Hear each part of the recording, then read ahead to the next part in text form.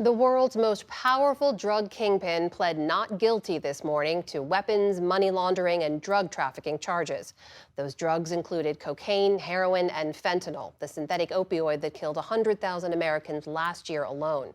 Ismael Zambada Garcia, also known as El Mayo, founded the Sinaloa cartel with his imprisoned partner in crime, Joaquin El Chapo Guzman, and has been wanted by U.S. authorities for years. Garcia was arrested with one of El Chapo's sons, Joaquin Guzman Lopez, at an airstrip in the United States. For more on what their arrests will mean for the fentanyl crisis, we turn to Keegan Hamilton, criminal justice editor at the Los Angeles Times. Keegan, welcome back. So before we dive into how this happened and what it all means, just tell us a little bit about these two men, Ismael Zambada and Joaquin Guzman Lopez. Who are they and what were their roles in the Sinaloa cartel? El Mayo Zambada is one of the highest profile drug traffickers in Mexico, sort of a legend in the drug trade in Mexico. While other high profile kingpins have been killed or captured over the years, El Mayo has somehow remained free and atop the Sinaloa cartel. He's known for being a longtime partner of El Chapo, and the son who was arrested alongside with him is a son who was known as a leader of another Sinaloa cartel faction known as Los Chapitos.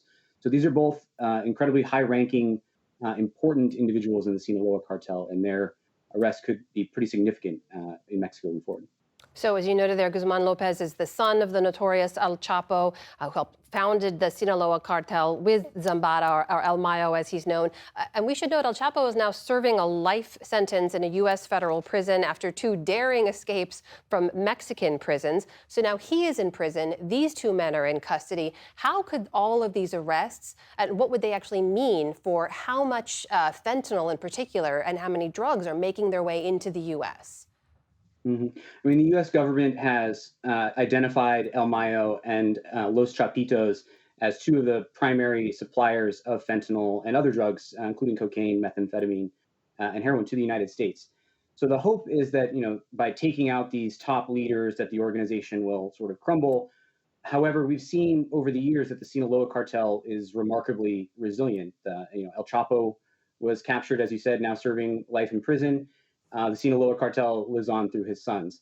One of those sons now in custody, but there are several others who remain free and are still believed to be leading that faction of the cartel.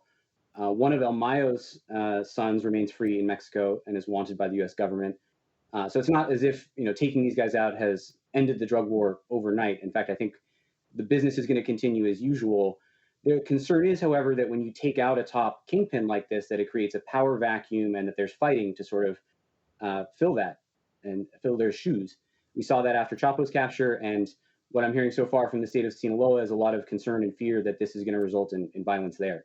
Well, tell us what we know about how they came to be in custody in the first place. We know both men were detained at a private airport in El Paso. A lawyer for Zambado, in particular, said his client did not voluntarily fly across the border. So how did they end up in El Paso, and how did they end up in U.S. federal custody? We're still figuring out the exact details of what transpired. I did speak to El Mayo's lawyer this morning, and he was adamant that his client was did not surrender, did not come voluntarily, and we've heard a lot of rumors swirling right now that there was a setup, that he did surrender, and that this denial is a ruse. What we can say for sure is that the Mexican government has released some information about it, that they were able to glean, that this private airplane left the city of Hermosillo, Mexico, around 8 o'clock this morning and landed, or excuse me, yesterday morning, Thursday, and landed in El Paso a couple hours later. Both of these suspects were, processed. We've seen photos of them. They took their photo or their fingerprints to confirm that it is in fact the people that they say they are.